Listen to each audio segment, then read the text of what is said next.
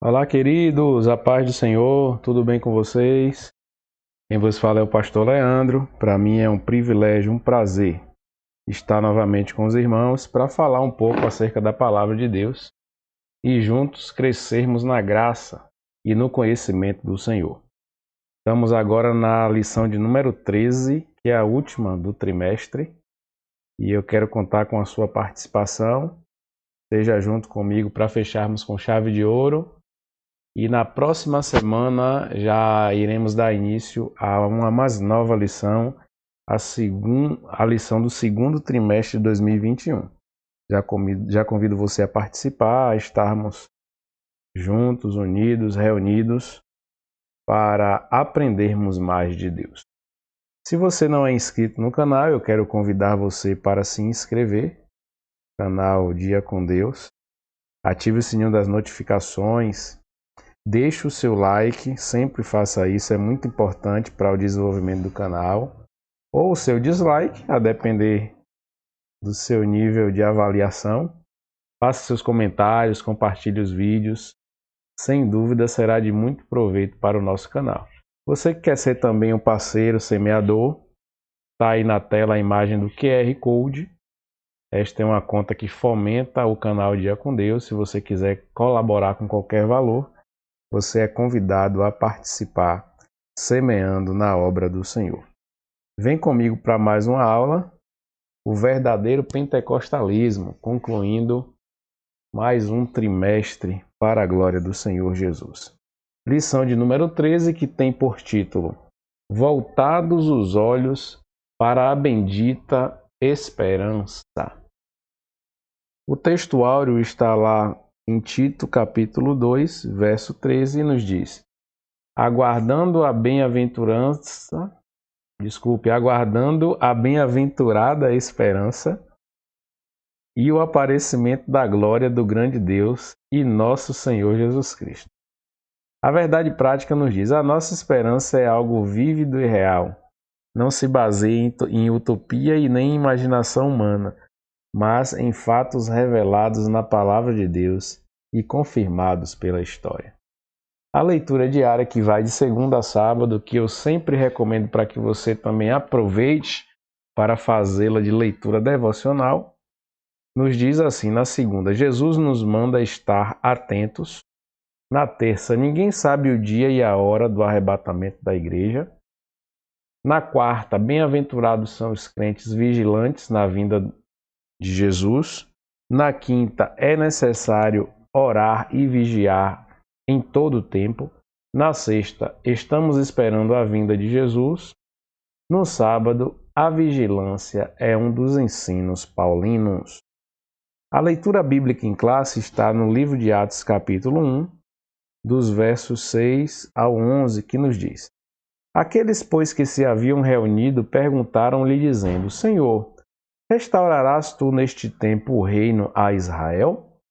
E disse-lhes: não vos pertence saber os tempos ou estações que o Pai estabeleceu pelo seu próprio poder, mas recebereis a virtude do Espírito Santo que há de vir sobre vós, e ser-me-eis testemunhas tanto em Jerusalém como em toda a Judeia e Samaria, e até os confins da terra. E quando dizia isto, vendo-o eles, foi elevado às alturas, e uma nuvem o recebeu, ocultando-o a seus olhos. E estando com os olhos fitos no céu, enquanto ele subia, eis que junto deles se puseram dois varões vestidos de branco, os quais lhes disseram: varões galileus, por que estáis olhando para o céu? Esse Jesus que dentre vós foi recebido em cima no céu, há de vir, assim como para o céu o vistes ir. Que bênção, que maravilha! Essa é a bem-aventurada esperança. Os hinos sugeridos são os 451, 469 e 514 da harpa cristã. O objetivo geral é voltar os olhos para a bendita esperança. Os objetivos específicos desta lição são: afirmar que breve Jesus virá, destacar a necessidade da vigilância e estimular a viver com fidelidade. Vamos navegar por esses tópicos no decorrer desta aula. Na introdução, o autor traz para nós a expressão bendita esperança, que se refere à segunda vinda de Cristo. Esta é a esperança da igreja. A expectativa a cada dia aumenta à medida que o tempo vai passando, e a presente lição visa esclarecer quão breve será esse evento. Vamos mergulhar nesse assunto. Breve o Senhor virá, é o que nos trata o tópico de número 1. A vinda de Jesus é tão certa quanto a sucessão dos dias e das noites. Não temos a menor dúvida disso.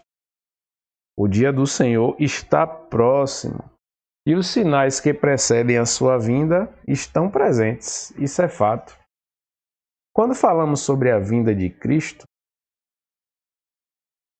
na verdade estamos trabalhando a segunda vinda, porque Cristo já veio em carne para exercer o seu ministério terreno. Os ramos do cristianismo, diversos ramos, concordam que Jesus irá voltar. A unanimidade não acontece, porém, em relação a como isso vai acontecer. Há diversas interpretações acerca da segunda vinda, do arrebatamento da igreja, da vinda de Jesus em glória. E vários ramos do cristianismo interpretam com alguns detalhes que diferenciam a forma como isso vai acontecer. Mas esse não é o foco da nossa lição.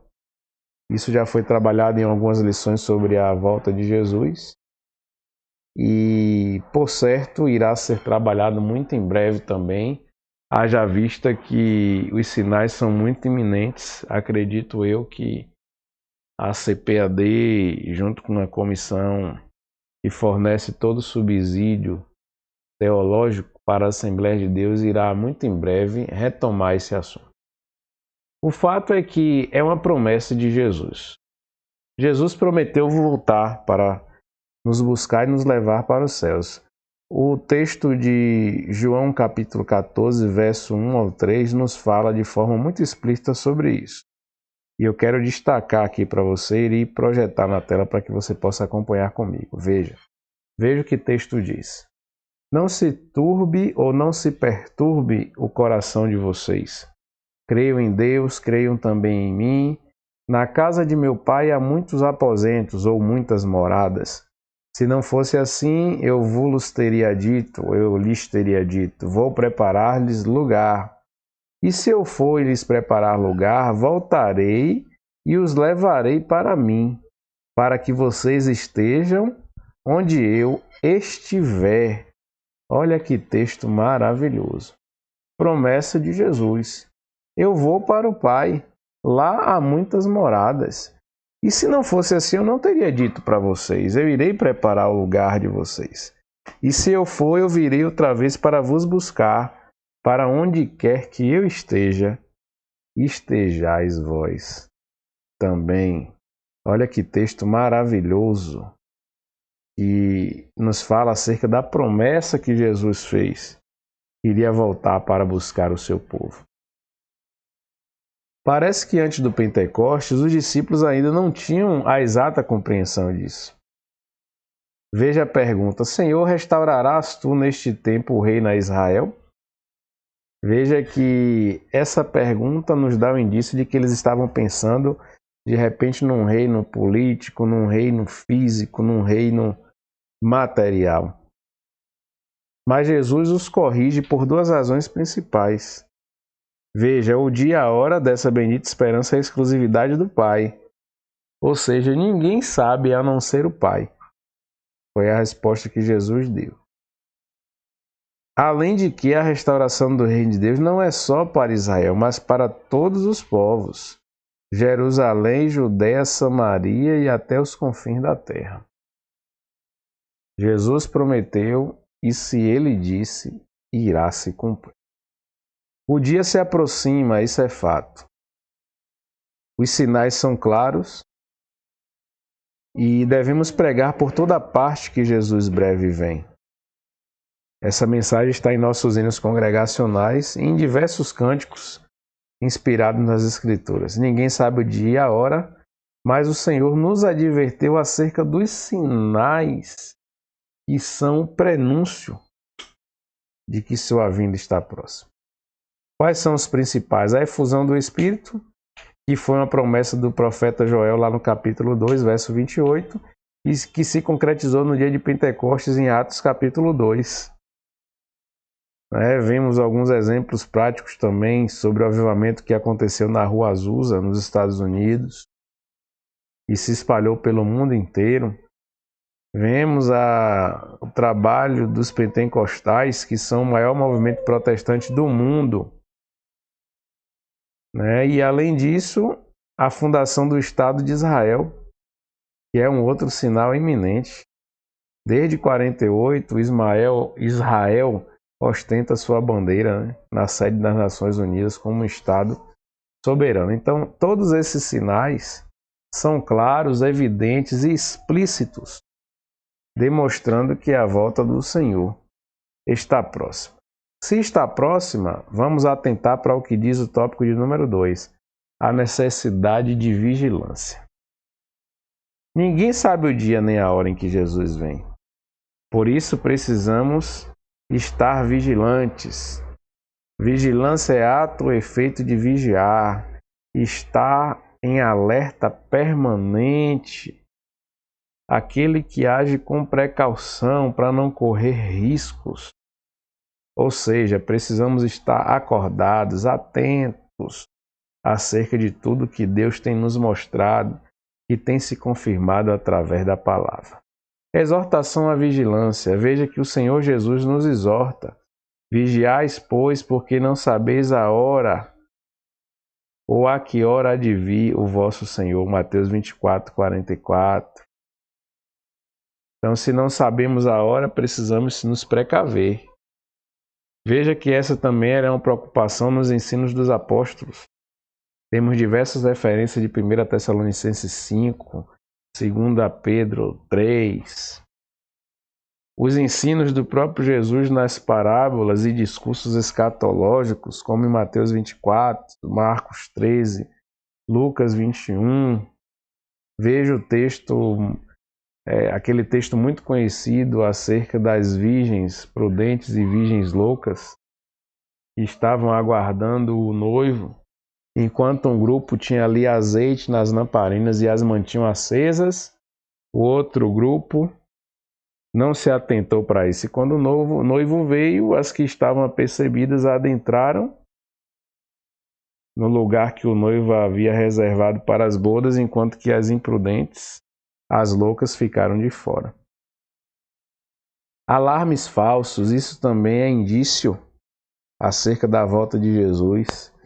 Veja que grupos religiosos e líderes religiosos arriscaram-se em marcar a data da segunda vida de Cristo e eles se equivocaram e se envergonharam. Então, isso é um grande erro, tentar adivinhar tempos e estações, porque só Deus sabe o dia e a hora. O que ele nos recomendou foi para que estivéssemos atentos aos sinais, que nos darão a ideia de brevidade, de iminência, para que estejamos preparados, mas não marcar no relógio, no calendário, dia e hora. Isso acaba se transformando numa heresia e frustrando muitas pessoas. Falando ainda acerca dessa necessidade de estarmos preparados, no tópico 3, o autor fala sobre vivendo com fidelidade.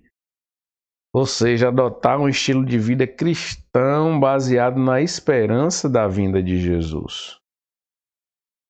Por definição, fidelidade é a qualidade de ser cheio de fé, característica do que é fiel, lealdade.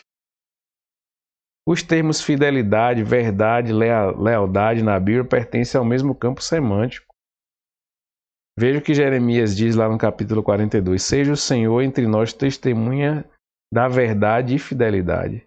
Veja em Tito 2,10, mostrando toda a boa lealdade. Então são termos sinônimos e que se relacionam ao mesmo aspecto. Quando falamos em fidelidade, podemos também abordar alguns aspectos, como fidelidade de Deus, fidelidade como uma virtude cristã.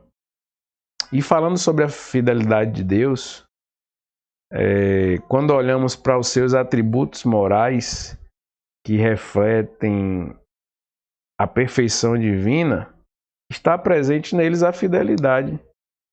Deus é fiel. 1 Coríntios 1,9, 2 Tessalonicenses 3,3, 2 Timóteo 2,13.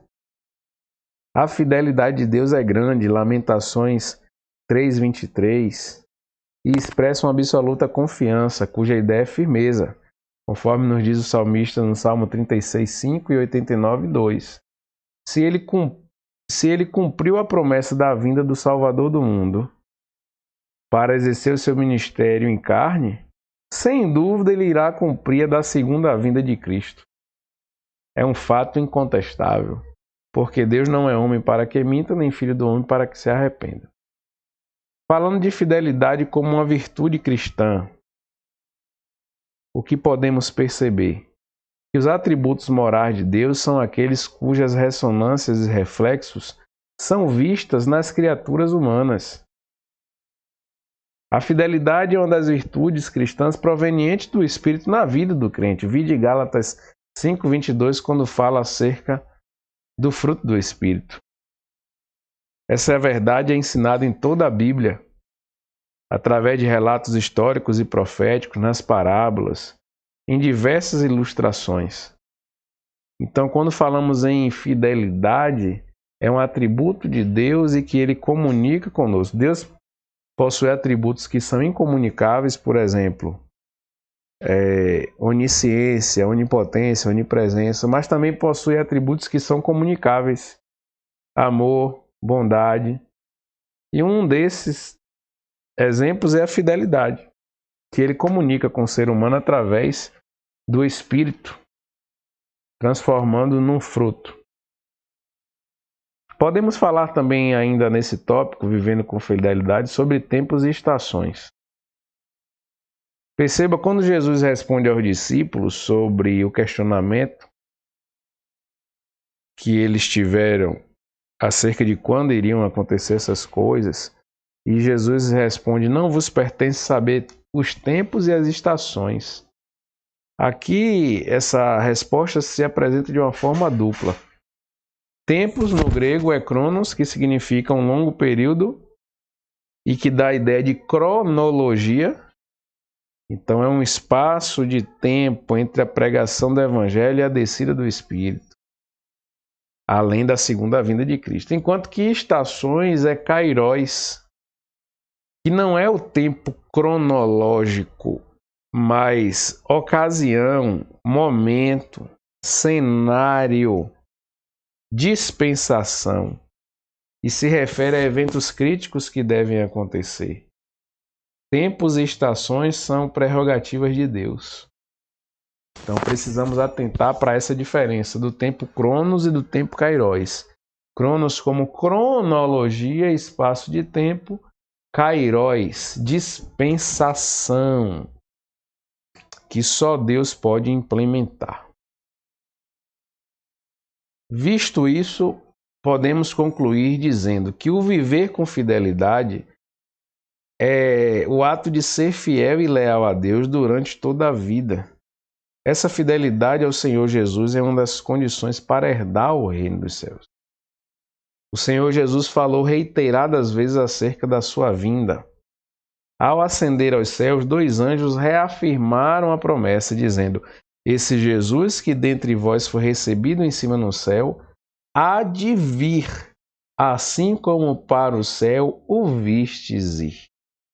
A volta de Jesus, portanto, é a esperança da igreja, de que ele virá para nos levar para os céus, para reinarmos eternamente com ele. Aleluia!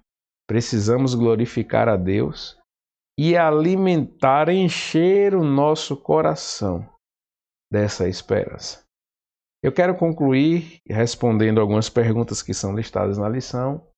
A primeira é: o que se inclui na expressão segunda vinda de Cristo? Inclui-se o arrebatamento da igreja e a vinda de Jesus em glória. Como sabemos que a vinda de Jesus está próxima? Pelos sinais claros que o Senhor Jesus nos deixou registrados na sua palavra. Em que líderes e grupos religiosos arriscaram-se? Eles arriscaram-se em marcar a data da segunda vinda de Cristo e foram envergonhados e ficaram frustrados. Qual a definição de fidelidade? Qualidade de ser cheio de fé, característica daquele que é fiel, leal.